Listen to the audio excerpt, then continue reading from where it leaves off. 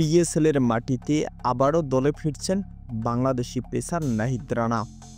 পেশোয়ার জালমির হয়ে তাকে দলে নিয়েছে, তবে একটি ম্যাচেও স্কোয়াডে জায়গা পায়নি নাহিদ। আর এমন এক বুক হতাশা নিয়ে দেশে ফিরেছে নাহিদ। তবে পাকিস্তান সুপার লিগ আবার শুরু হলে ফাইনাল ম্যাচ চলতি মাসের 17 তারিখে। একই মাসে আবার 25 তারিখে টাইগারদের বিপক্ষে সিরিজ পাকিস্তানের। এরই মাঝে পিএসএল এর ডাক পেয়েছে নাহিদ।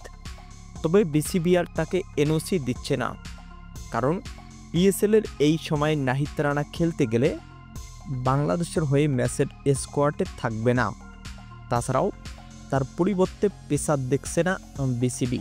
তাই তো আর বাকি ম্যাচেও নাহিদ রানা থাকবে না পাকিস্তান সুপার লিগে।